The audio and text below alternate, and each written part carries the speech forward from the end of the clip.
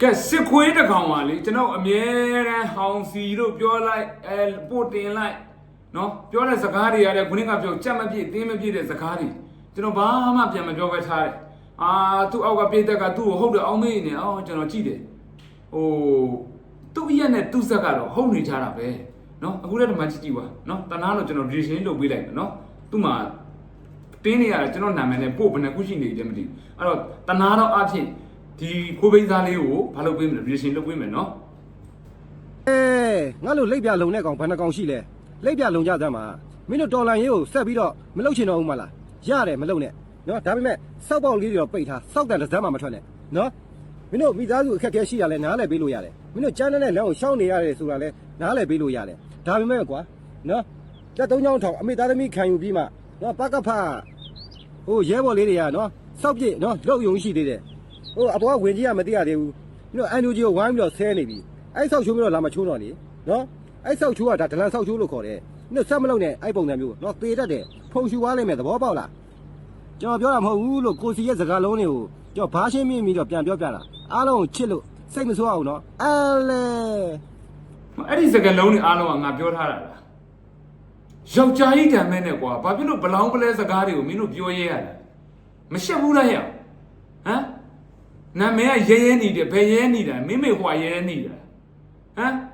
ယောက်ျားဆိုတာယောက်ျားပီတာရတယ်ကွာစင်းရဲတာချမ်းသာတာပညာတတ်တာပညာမဲ့တာအတာထားယောက်ျားမှန်အဲ့လိုမျိုးအောက်တန်းကြတဲ့အလုပ်မျိုးအောက်တန်းကြတဲ့အပြောမှုမပြောအောင်မင်းငါစကားကိုယူတုံးတယ်ဆိုရင်ငါပြောတဲ့စကားကိုပဲမင်းပြောလေဘာဖြစ်လို့ငါမပြောတဲ့စကားတွေပါယူတုံးပြီးတော့ဟမ်ငါစကားလို့ပြောတာလေမင်းတို့ရက်ကွက်ကလူတွေအဲ့လိုပဲလားဟုတ်လားမင်းတို့စစ်တပ်အကောင်တွေစစ်သားတွေအားလုံးကအဲ့လိုမျိုးအောက်တန်းစားဗျံမထာတွေလောက်ကြတာလားကိုမရှက်ဘူးလားဟမ်ရှက်စရာဆိုတာမင်းတို့စိတ်ထဲမှာဟိဒီအော်တပတ်တရားဆိုတာဖင်ပြောင်ချွတ်ပြီးတော့ရှောက်ပြေးနေပါရှက်စရာလို့ထင်တာလားဟမ်စစ်ခွေးဘဝဖြစ်နေတာတော့ကိုဘဝဘလောက်နှိမ့်ညနေပြီလဲဆိုတဲ့တမာဒိဋ္ဌိအမြင်ကိုမမြင်ဘဲနဲ့မိစ္ဆာဒိဋ္ဌိအမြင်နဲ့ပေါလို့ပဲစားတွေထပ်ပြောတယ်ဆိုတော့မင်းတို့ဘဝမင်းကြည့်ရဟမ်နောက်ပြီးတော့အခုအမှငါပြောထားတဲ့စကားဟာငါပြောထားတဲ့စကားလုံးတွေတဲ့ပါလားအခုမင်းပြောရတဲ့စကားတွေငါပြောထားလိုက်ပါလားဘာဖြစ်လို့မင်းတို့တွေအဲ့လိုဘလောင်းပလဲဖာကြရဲတာဟမ်ငါနေ့တိုင်းမင်းတို့ဗီဒီယိုဖိုင်တွေကို reaction လုပ်တယ်မင်းတို့ဘယ်အချမ်းကလူမပြောတဲ့စကားကိုပြောမှတယ်တို့ငါလောက်ကြံလီစေပြီးတော့တင်ဘူးလားမင်းတို့တက်မြင်ဘူးလားနော်ရှင်းလေးအခုမင်းကငါမပြောတဲ့စကားတွေကိုယူပြီးတော့ငါပြောတဲ့ပုံစံမျိုးနဲ့တော်လှန်ရေးမှာ PDF တွေနဲ့ငါ့ကိုရန်တိုက်ပေးတာပေါ့အဲ့လိုလုပ်လိုက်လို့ PDF တွေရတယ်မင်းအဲ့လိုတင်လိုက်ရဲ့စကားတခုတွေ့ရတဲ့ယုံပြီးတော့ငါ့ကိုလာမဆဲဘူးလေသူတို့မှအတိတရားရှိတယ်မင်းထက်ပညာတတ်တဲ့ကလေးတွေကြီးပဲနော်10တန်းအောင်ပြီးသားတွေဘွဲရပြီးသားတွေတိလားမင်းတို့မျိုးလူတက်မရင်းချင်ပြီးတော့စစ်တပ်ထဲဝင်ပြေးပြီးတော့စစ်သားလုံနေတဲ့စစ်ခွေးလုံနေတဲ့ကောင်တွေမဟုတ်ဘူးအဲ့လောက်ညံနဲ့မင်းလှုပ်လိုက်လို့အဲ့ကလေးတွေကမင်းကိုယီနေလိုက်မှာနောက်မင်းအဲ့လိုပြောလိုက်တဲ့အတွက်ငါတိတ်ခါအောင်ကြာသွားတာကြာအခုမင်းအဲ့လိုလေးတင်လိုက်တဲ့အတွက်ငါတိတ်ခါကြာမဟုတ်ပြောပါဘယ်နေရာလေးကြာသွားတယ်ငါတိတ်ခါငါတန်ဖိုးဘယ်နေရာမဲ့သွားတယ်ငါတိတ်ခါလည်းမကြာဘူးတန်ဖိုးလည်းမမဲ့ဘူးဒါပေမဲ့တန်ဖိုးမဲ့ပြီးတိတ်ခါကြာသွားတာဘာလို့လဲမင်းကိုယ်တိုင်ပဲဟုတ်တယ်မလားမင်းကိုယ်တိုင်ပဲငါရောက်တောင်အမျက်ကြည့်နေတဲ့လူတယောက်ကမင်းအခုတယောက်ကြည့်နော်ဒီကောင်တော်တော်စုပ်ပဲ့တာပဲကိုစီကမပြောတဲ့စကားကိုဒီကောင်လောက်ကြံကြီးပြောရကြမ်းဒီကောင်ပြောတော့စစ်သားဒါကြောင့်မို့လို့စစ်ခွေးတွေကိုခေါ်ကန်ထိတာနဲတော့နဲလေးတွေပြည်သူကတော့ပြောမှာပဲဟုတ်တယ်နော်အဲ့ဒါအဆင့်အတန်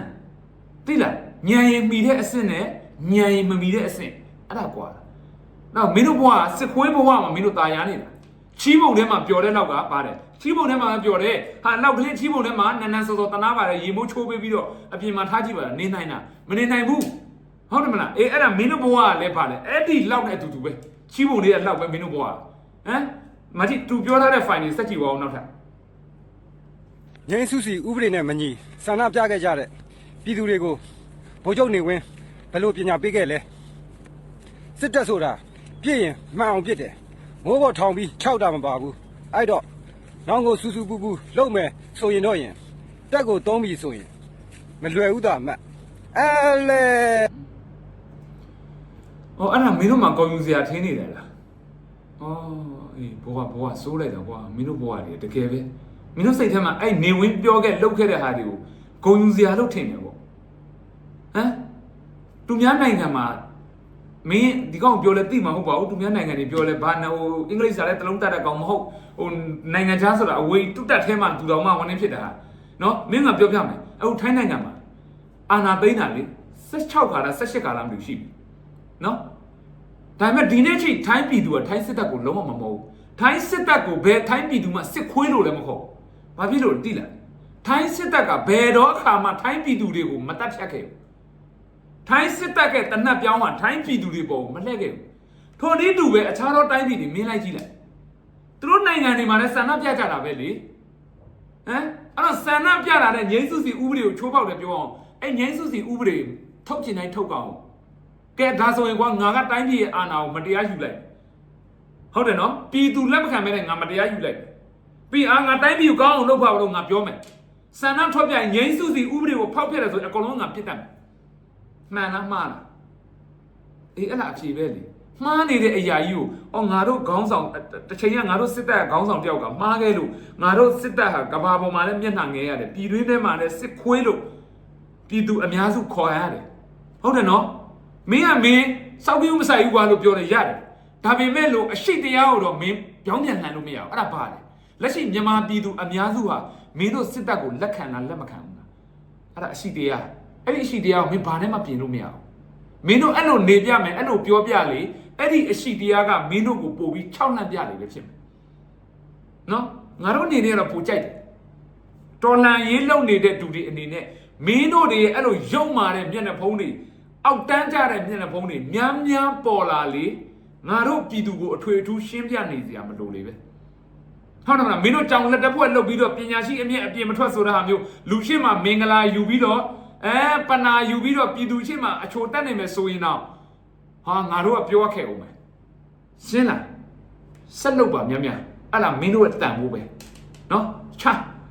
နောက်တစ်ဖိုင်ရှိသေးတယ်မစေအုပ်ချုပ်ရေးကြီးညာထားတဲ့63မျိုးနယ်တဲ့ကစာတင်ကျောင်းတွေဘုန်းကြီးကျောင်းတွေရွာတွေကြာရင်ဘုံကျဲလို့ကုန်တော့မယ်ဗကြက်ညီလေးတွေမင်းတို့ကလည်းဘာဖြစ်လို့သွားပြီးတော့အဲ့လိုနေရာတွေမှာသွားပြီးစကန်းထိုင်လာတယ်လို့လေကဲနောက်ဆုံးမိုက်ပြောရတာကြားတယ်နော်ကြားတယ်မလားကျေးဇူးတင်တယ်ကွာဟမ်ယာရီတွေးတာဘာလားတော့မင်းနာမည်ကိုမင်းနာမည်လည်းငါမသိဘူးစစ်ခွေးပဲထားလိုက်ကွာခွေးပဲဟာယူမင်းဒီနေ့ခေတ်မှာပြည်သူတွေကတော့ခွေးပဲခေါ်တာဆိုတော့ငါခွေးလို့ခေါ်လိုက်တော့မယ်နော်အဲ့တော့ငါခွေးမင်းအဲ့လိုပြောပေးတာကျေးဇူးတင်တယ်ဒါကဘာလဲအဲ့လားဖြောက်ချက်တွေပဲဟမ်အဲ့အလီပိုင်ပဲဘာဖြစ်လို့လဲမင်းတို့ပြောသလိုနိုင်ငံတကာရာဇဝတ်ခုံရုံးရောက်လို့ရှိရင်လေအဲ့ရွာမှာဗဒတ်တွေရှိလို့ပါ PDF တွေရှိလို့ပါလို့ပြောလို့မရဘူးတိလားစစ်ရာဇဝတ်မှုမှာလေအဲ့လိုတွားပြီးပြောနေလို့မရဘူးအဲ့တော့မင်းပြောတာစာတင်ကျောင်းတွေကုံတော့မစေးရုံတွေကုံတော့မယ်ဟုတ်တယ်နော်ဒါဆိုရင်မင်းဝင်ခံသွားအတူတူပဲဒီစာတင်ကျောင်းတွေစေးရုံတွေကိုမင်းတို့စစ်တပ်ကဖျက်ဆီးနေတာကိုမင်းတို့စစ်သားတွေကိုယ်တိုင်တိတယ်ဒါမင်းဝင်ခံလိုက်တာပဲနော်ဒါတွေကတက်တည်တွေပေါ့ဟုတ်တယ်မလားဆက်ဝင်ခံမှာများတိလားမှတ်ထားမင်းကရှင်းပြတယ်တိုင်းပြည်ကိုကိုစားပြုတဲ့တပ်မတော်တရက်ဆိုရင်ဗါလေအချုပ်ချာအာဏာကိုပိုင်တယ်ဆိုပြီးတော့အဲ့ဒီမှာနိုင်ငံမှာရှိတဲ့ပြည်သူကိုလေလုံးဝထိခိုက်နစ်နာအောင်လုပ်ခွင့်မရှိဘူးဘာဖြစ်လို့လဲမင်းတို့တပ်မတော်ကိုဖွဲ့စည်းတယ်ဘာဖြစ်လို့ဖွဲ့စည်းတာလဲမင်းတို့စစ်တီတို့ကျင့်ဝတ်60ထဲမှာပြည်သူနဲ့ဆက်ဆံရတဲ့ကျင့်ဝတ်10ပါမင်းအလွတ်ရလားမင်းအမှဖတ်ကြည့်ရင်ဘာတွေရေးထားတဲ့လဲအခုမင်းတို့စစ်သားတွေလုပ်နေတဲ့အလုပ်ကအဲ့ဒီကျင့်ဝတ်60တဲကကျင့်ပြည်သူနဲ့ဆက်ဆံရမယ်ကျင့်ဝတ်10ပါလို့လုပ်နေတာအဲ့ဒီကျင့်ဝတ်10ပါနဲ့ပြောင်းပြန်လုပ်နေတာမင်းတို့ကစစ်တပ်ဆိုဒါပေမဲ့မင်းအခုမင်းပြောရတဲ့စကားဆိုရင်မင်းတို့အကြမ်းဖက်ဝန်ခံလိုက်တာအတူတူပဲအကြမ်းဖက်ဓမ္မဆိုရင်တော့ပြည်သူရှိသည်ဖြစ်စေမရှိသည်ဖြစ်စေပြည်သူထိသည်ဖြစ်စေမထိသည်ဖြစ်စေလှုပ်ချင်တိုင်းလှုပ်တယ်အဲ့ဒါအကြမ်းဖက်အဲ့တော့အခုမင်းပြောရတာဒီမှာမင်းတို့ရဲ့ရန်သူတွေရှိလို့ဘုံကျဲပစ်တယ်ပြည်သူတွေရှိမှန်းနဲ့သိတယ်ဒါပေမဲ့မင်းတို့ရန်သူရှိလို့ဘုံကျဲပစ်တယ်ဆိုအဲ့ဒါရာဇဝတ်မှုပဲဟုတ်တယ်မလားမင်းညံရီကမမီတဲ့အတွက်မင်းစိတ်ထဲမှာတော့ညံတိမ်နဲ့တော်လှန်ရေးနဲ့ပြည်သူနဲ့တော်လှန်ရေးအင်အားစုနဲ့ကိုတွေးခွဲတာမင်းညံမိတော့တွေးခွဲတာမလားနောက်ဆိုမှတ်ထားကိုညံမမီတဲ့အလုပ်ကိုလှမ်းမလုပ်နဲ့သိလားငါလည်းနိုင်ငံရေးမှာထောက်ဖို့လုပ်နေတယ်reaction တွေလုပ်တယ်သတင်းတွေပြောတယ်ငါမတိတဲ့အရာငါညံမမီတဲ့အရာငါ level နဲ့မမီတဲ့အရာငါပြောတယ်မပြောဘူးလုပ်လည်းမလုပ်မတတ်တာပြဿနာမရှိဘူးရှစ်စရာလည်းမဟုတ်မတိတာရှစ်စရာလည်းမဟုတ်ဘူးเนาะအဲ့လိုညံမမီပဲနဲ့ရှောက်လုပ်လို့ရှိရင်ဘာဖြစ်ကုန်စိုးကျိုးတွေပဲရစင်တကောင်မျက်စိပိတ်ပြီးတော့တောထဲမှာလှုပ်ပေးလိုက်ကြည့်ကောင်းကျိုးတဲ့စိုးကျိုးပဲဟာရ အေးမင်းတို့ဘဝရတယ်အဲ့ဒါမင်းတို့မှာညံမျက်စိဆိုတဲ့အရာကမပွင့်တဲ့အတွက်ကိုစိတ်ထင်ရအောင်တိတ်မိတရားတွေရှောက်ပြောတော့အခုလိုစောက်ရှစ်တွေကွဲတော့အခုမင်းပြောရတာအဲ့ဒါမင်းတို့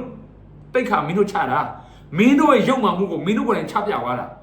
ဟုတ်တယ်မလား PDF တွေရှိနေလဲဒီစာတင်ချောင်းပေါ်ဘုံကျဲစရာအကြောင်းမရှိဘူးလေတိုင်းပြည်ကိုကိုစားပြုတဲ့စစ်တပ်ဆိုရင်အေးတပုံတမျှအတန်းဖက်ဆိုရင်တော့လောက်ခွင့်ရှိတယ်အဲ့တော့မင်းတို့ဘာလို့ဝင်ခံသွားတာလဲ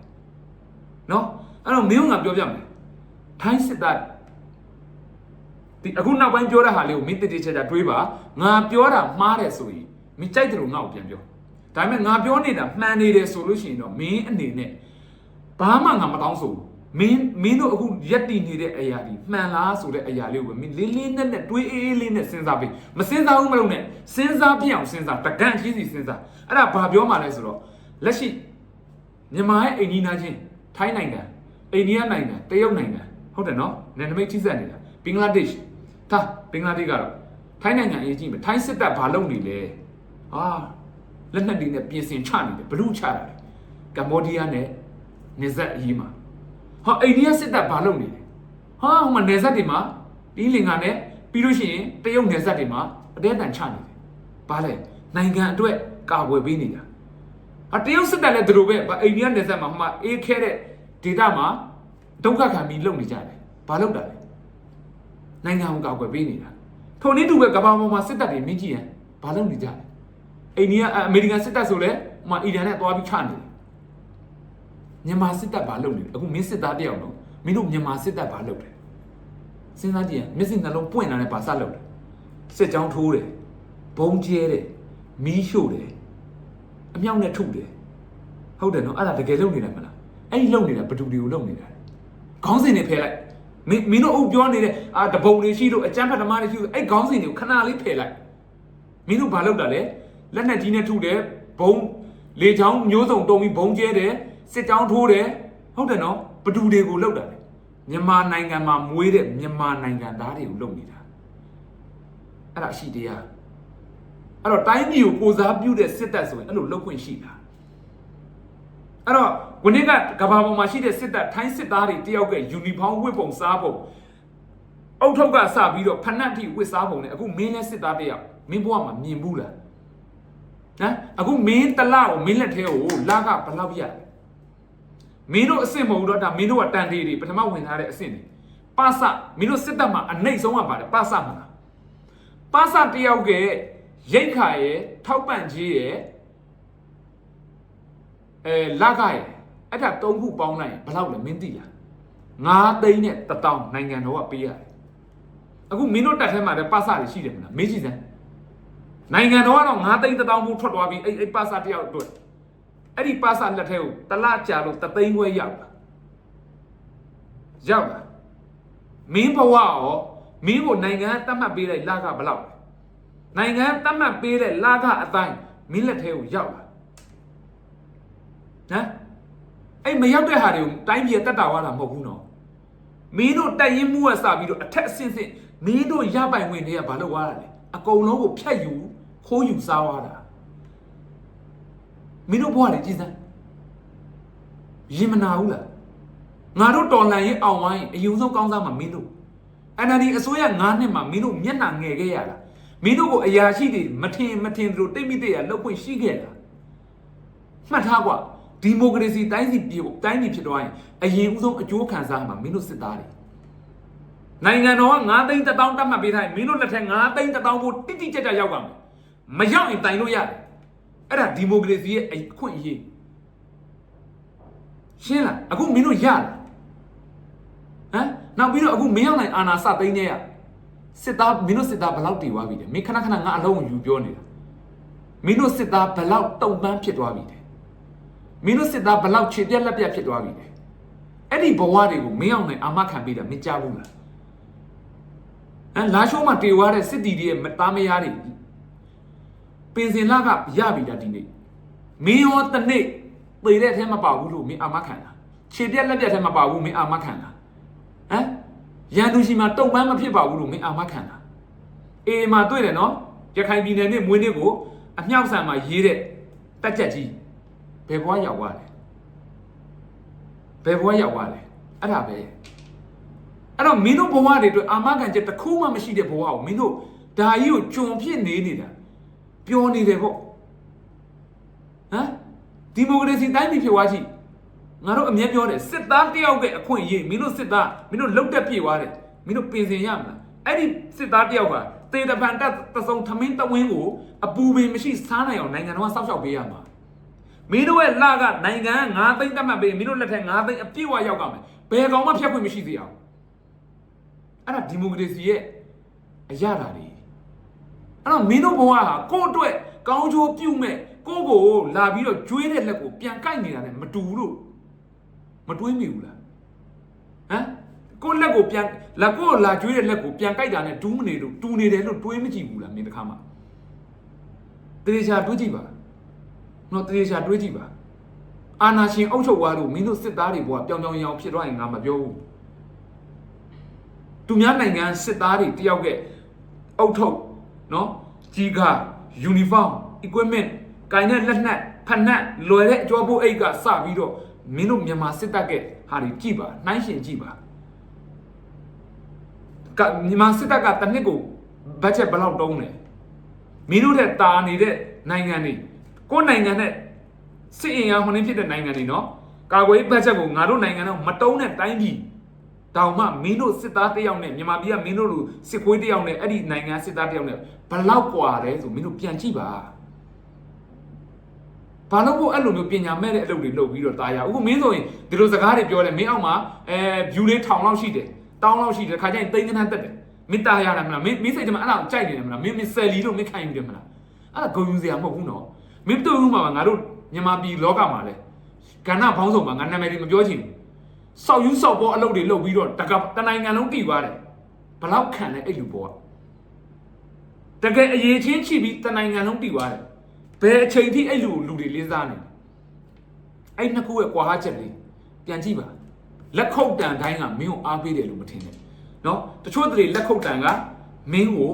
တန်ဖိုးမဲ့အောင်မြောင်းတဲ့ရအောင်တီးပေးတဲ့လက်ခုပ်တန်ဆိုတာမင်းနားလည်ထားပါနော်အဲ့တော့အပေါ်အရာရှိကမြောက်ပေးတိုင်းငါတို့တတ်မတော်ကြီးဆိုတိုင်းမလုပ်ပါနဲ့အာနာရှင်ဆိုတာကမင်းတို့စစ်သားတွေအတွက်ကောင်းကျိုးပြုတဲ့အရာမဟုတ်ဘူးနော်ဒီမိုကရေစီမှတာမင်းတို့စစ်သားတွေဘဝကိုမှန်နေဘယ်သူမှစောက်ပြီးမဆိုင်တဲ့ဘဝနဲ့နေနိုင်တာတိလားအဲ့တော့အကောင်းအဆိုးအမှားအမှန်လေးကိုတော့ခွဲခြားတတ်အောင်အုံနောက်လေးကိုအေးအေးဆေးဆေးလေးတွေးပါစဉ်းစားပါနှိုင်းရှင်ပါငါပြောစကားတွေလည်းမယုံနဲ့နော်မင်းအုံနောက်နဲ့မင်းတလုံးစီပြောငါစီတလို့ပြောရတယ်သူပြောတဲ့စကားမှားလားမှန်လားအေးအေးဆေးဆေးတွေးနော်တွေးပြီးငါပြောသလိုသူများနိုင်ငံစစ်တပ်ရဲ့နှိုင်းရှင်လက်ရှိဖြစ်နေတဲ့ဟာနော်အများကြီးမပြောချင်ဘူးကွာတိတယ်အဲ့လောက်ဆိုရင်သဘောပေါက်ပြီတော့